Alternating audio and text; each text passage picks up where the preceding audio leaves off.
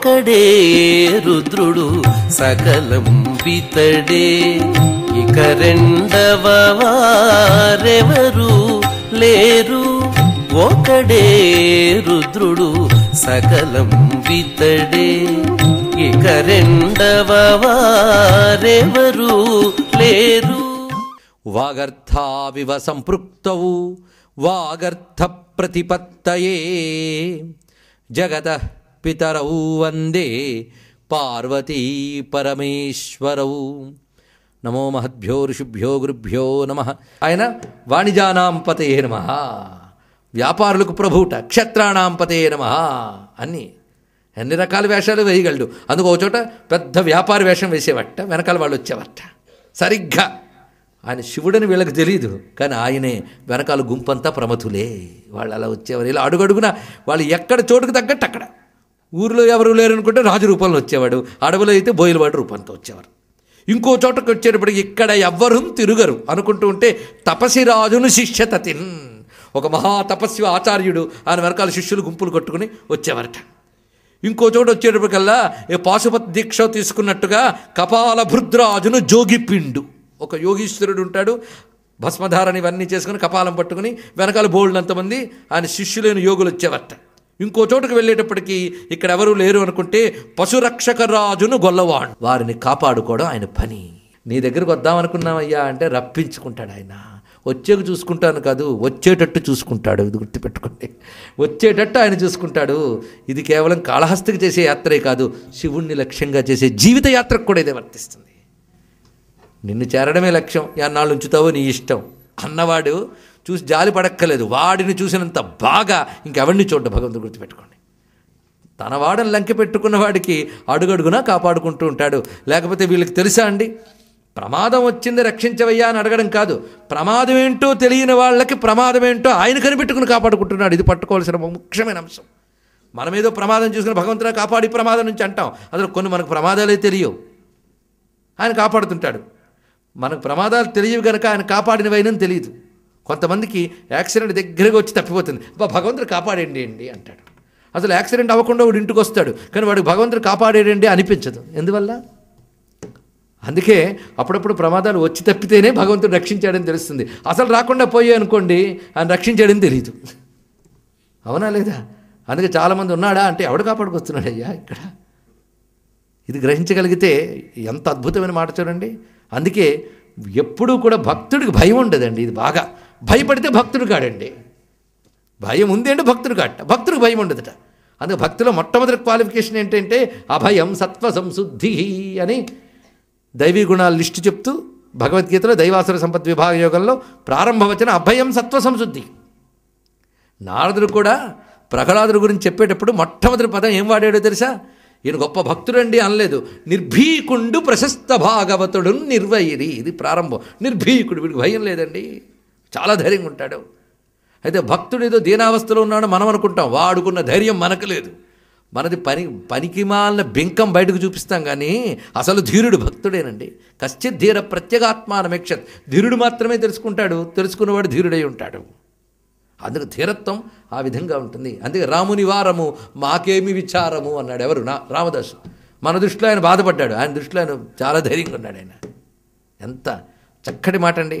అందుకే మహారాజు కూడా నా మీద పాట పాడవయ్యా అనంటే నీ మీద నేను పాడేది ఏమిట్రా బాబు అన్నాడు అన్నమాచార్య.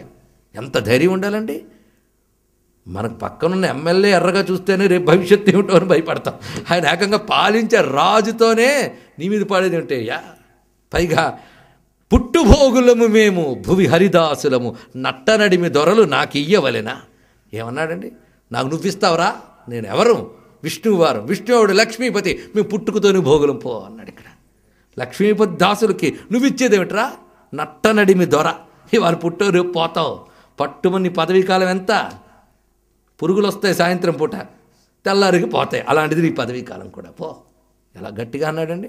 అలా అనుకున్నాడు కనుక కాపాడుకున్నాడు ఆయన. అంతే ధైర్యవంతుడు, ఆయన కాపాడతాడు, కాపాడదలుచుకున్న వాడికి ధైర్యం ఇస్తాడు. మొత్తానికి ఇప్పుడు వీళ్ళకి అసలు రక్షిస్తున్నాడని తెలియదు, అసలు ప్రమాదం వస్తుందని తెలియదు, ఎవరు కనిపెట్టుకుంటున్నారు?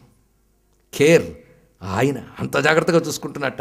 రాజధరుండు తోచు ఉడు రాజముఖీమణి రక్షణార్థమై వాళ్ళని. పైగా ఒక్కొక్క చోట వీళ్ళు ఎంత జాగ్రత్తగా అంటే ఫెసిలిటీస్ జాగ్రత్తగా చూస్తున్నట్టండి. అకామిడేషన్ అన్నీ కూడా ఎక్కడుంటే బాగుంటుంది, భోజనాలు ఎక్కడ బాగుంటాయి. ఎందుకంటే బాగా ఎక్స్పీరియన్స్, దారి కాచి దోచుకున్న వాళ్ళు కదా, ఎన్నెన్ని సత్రాలు దిగి అందరినీ దోచుకున్నారో కనుక సత్రాల అడ్రస్లు అన్నీ తెలుసు వాళ్ళకి. అందులో త్రోవలో ఊరూరన్ విడిదింట్ల జంపుటకు ఉద్యోగింపగా, ఒక్కొక్కసారి వీళ్ళు విడిదింట్లో పడుకున్నప్పుడు చంపడానికి కూడా ప్రయత్నించారట. వాళ్ళు ప్రయత్నిస్తారని వీళ్ళకి తెలియదు. అప్పుడు జంగమాకారం ఒప్పగా వచ్చి, ఆ సమయంలో హఠాత్తుగా హర మహాదేవాను జంగముడు వచ్చేప్పటికల్లా జంగముడు శివభక్తులు వచ్చాకని వీళ్ళు లేచి కూర్చునేవారు. ఆయనతో కబుర్లు రాత్రంతా అతడు శివతత్వాలు బోధించేవట. ఇంకేం చంపుతారు, తెల్లారిపోయేది. పూజగొని శ్రీ కాళద్విపేశుండు, వాళ్ళు చేసిన పూజలు తీసుకుని చక్కగా వెళ్ళిపోయేవట్ట. ఆయన ఎవరు, శ్రీకాళద్విపేశుండు, శ్రీకాళహస్తీపతి. యోషారత్తంబులకు ఆత్మవిద్య ఉపదేశించవచ్చు వ్యాజంబునన్. ఇంకా రాత్రంతా వాళ్ళకి ఆత్మవిద్యా బోధన చేసేవట్ట, వేదాంత విద్య. వీళ్ళు ఎప్పుడు పడుకుంటారో చంపేద్దామా అని చూస్తే వాళ్ళు వచ్చి కూర్చొని రాత్రంతా ఉపన్యాసాలు. ఎంత సహకరిస్తున్నారండి మహానుభావులు దొంగలు. లేకపోతే శివుడు వచ్చి బోధ చేసే అదృష్టం ఎవరికి దొరుకుతుంది? ఆయన రూపంతో చెప్పేవట్ట. ఇలాగ కారుణ్యంబున వారి నిద్రయుడుగంగా చేయు నక్తంబులని, వాళ్ళకి రాత్రంతా నిద్ర లేకుండా హాయి గడిచేది. అదే శివరాత్రి జాగారం అంటే. శివరాత్రి జాగారం ఉండాలట, పేకాడాడుకుందామా అన్నాడు ఒక ఆయన. నిద్రపోయి ఉంటే ఏ పాపం ఉండదు, మెలకువగా ఉండి మరీ పేకాడని పాపం వస్తుంది. ఏం ప్రారంభం అండి ఇక్కడ. కానీ వీళ్ళకి నిజమైన జాగరణ జరిగింది. దేనివల్ల? రాత్రి వారి నిద్రయుడుగంగా చేయు, నిద్రపోయిందిట. ఆ దొంగల్ తెగి ఇట్ల కృత్యములు చేయంజూడగా, ఇన్ని ప్రయత్నాలు చేస్తూ ఉన్నా వీళ్ళకి అసలు ప్రమాదమే, బాధే తెలియకుండా కాపాడుతున్నాడు. ఎవరంటే దేవతా చూడారత్నము, దేవతలకే శిఖామణైనటువంటి స్వామి. వారి యత్నములకెచ్చో కూడకుండన్ సుఖక్రీడన్ కన్యల గొంచుబోగనిరి. ఇదండి మార్గబంధువు అంటే. ఇది తెలుసుకోవాలి. మార్గంలో ఎంత బంధువుగా కాపాడుతున్నాడు, అడుగడుగడుగునా. అది భక్తిన్ ముందరన్. ఇలా క్రమంగా వెళ్ళేటప్పటికల్లా మరో క్షేత్రానికి చేరుకున్నట్లయితే వాలి ప్రతిష్ఠిత శివలింగం అది చూశారు. ఇలా వివిధ క్షేత్ర దర్శనాలు అయిపోతున్నాయి. వాళ్ళు ఇన్ని తిప్పుతున్నది ఎందుకంటే తిన్నగా కాళహస్తికి తీసుకెళ్ళిపోతే ఇంక పని అయిపోతుంది వాళ్ళకి. కనుక తోవలో ఇంకే తిప్పి ఎక్కడైనా పని ఎక్కడ కుదరలే. ఆఖరికి తప్పలేదు, దగ్గరికి చేరుకుంటూ ఉన్నారు. ఆ సమీపం అరణ్యానికి వచ్చారు. మనం ఇవాళ ఈ ట్రిప్పులో అయితే అయింది, లేకపోతే మనకు సాధ్యం కాదు. ఇంకా తిప్పలేం, దగ్గరికి వచ్చాం కాళహస్తికి. కాబట్టి ఈ ట్రిప్పులో అయితే అయింది అనుకున్నారు. వాళ్ళు పొద్దున్న లేచి భోజనాలు చేశారట. ఆ జంగములను వారును భోజనమనరించి చక్కగా భోజనం చేశారు. వీళ్ళతో పాటు మరొక యాత్రికుల గుంపు వచ్చింది, వాళ్ళు భోజనం చేశారు, నిద్రపోయారు. తెల్లవారింది, ఆ యాత్రికుల గుంపు వెళ్ళిపోయింది. ఇంకా వీళ్ళే మిగిలారు. పొద్దున్నే ఆ దగ్గర ఉన్నటువంటి ఊరికి వెళ్ళి నాడొక పల్లెకేకి మరునాడుదయార్చన చేయగోరి పూబోడులు. అక్కడికి వెళ్ళి స్నానం చేసుకుని శివలింగం దగ్గర పెట్టుకుని ఆరాధన చేసుకుంటూ ఉంటే వీళ్ళు అనుకుంటున్నట్ట, నేడు అబ్జాస్యలం చంపి భూషారత్నాది ధనంబు పుచ్చుకొని ఇచ్ఛావృత్తి పోవచ్చు కాంతారంబుల్ వడి నిర్గమించి.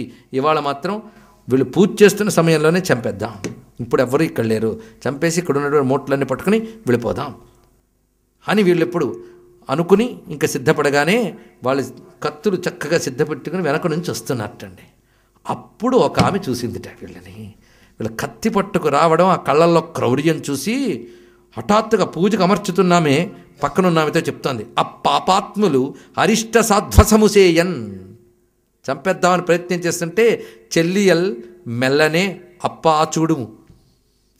చూడుము అటన్న కన్యనగి, చూడు వాళ్ళు చంపడానికి వస్తున్నారు అనగానే, ఓ అమ్మ పరాకేటికే చెప్పంచూడగరాని లోకజనకున్ శ్రీకాళహస్తీసు మా అప్పయ్యన్ భజయింప ఏమయ్యన్ మదించూడవే. ఎంత చక్కటి మాట చూడండి. చెప్పన్ చూపగరాని, చెప్దామన్నా చూపుదామన్నా దొరకని పరమేశ్వరుడే మనకు రక్ష. లోకజనకున్ శ్రీకాళహస్తీసు మా అప్పయ్యన్ భజయింప, మా అప్ప అయ్యా అన్ని ఆయనే. ఏమయ్యన్ మదించూడవే, నువ్వేమి భయపడకు, శివారాధనలో ఉన్నావు, ఆయనే ఉన్నాడు మనకి అని నిశ్చలంగా ఉన్నట్ట.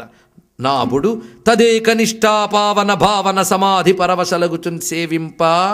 వాళ్ళు ఆయన్నే ధ్యానిస్తూ పారవశ్య భావంతో ఉన్న సమయంలో సరిగ్గా వాళ్ళు కత్తులు పట్టుకొస్తూ ఉంటే హఠాత్తుగా కలకల నాదాలు వినబడుతున్నాయట. ఏమిటంటే శివభజనలో హరభజనలు చేసుకుంటూ పెద్ద గుంపు వస్తుందండి. ఆ గుంపులో పెద్ద ఆయన ఉన్నట్టు ముందు ఎంత అందంగా ఉన్నాడు చూడండి. వాళ్ళు నోటంట స్తోత్రములు వస్తున్నాయి. శ్రీకాళహస్తి గౌరీపతి స్తోత్రములు అవి చేస్తూ ఉన్నారు. పెట్టిన వెలబూది పెండెకట్లు, చక్కటి భస్మధారణ ఉన్నది. గళముల గురుబోడి తలల రుద్రాక్షలు, చక్కటి రుద్రాక్షలు, పైగా అటు ఇటు సువర్ణమ తాప నింతింత రుద్రాక్షలు చక్కగా పెట్టుకుని ఉన్నట్టు ఒక ఆయన ముందు.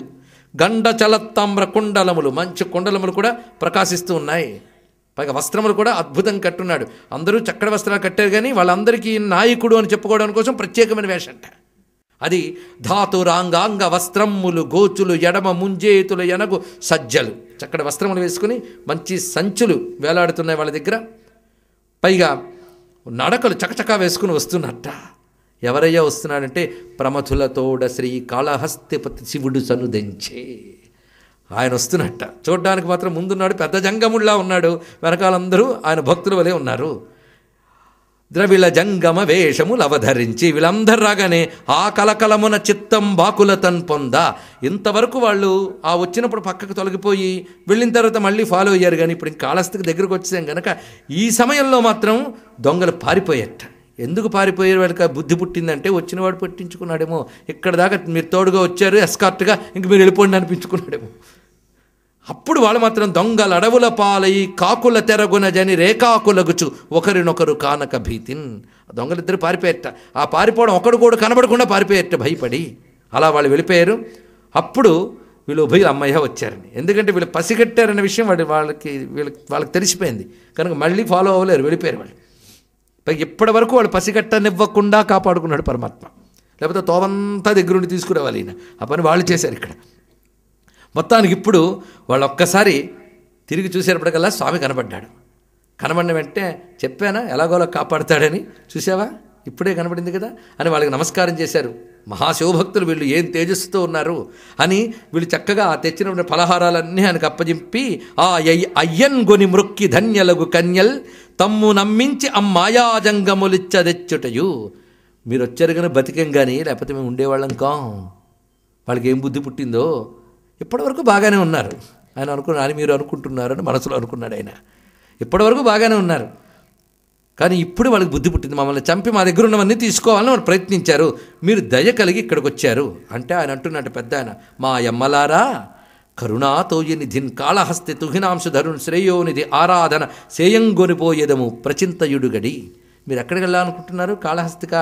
మేము అక్కడికే బయలుదేరాం, మాతో పాటు రండి అన్నట్టు. ఇక్కడ ఒకడే రుద్రుడు సకలం వితడే, ఇక రెండవ వారెవరు లేరు.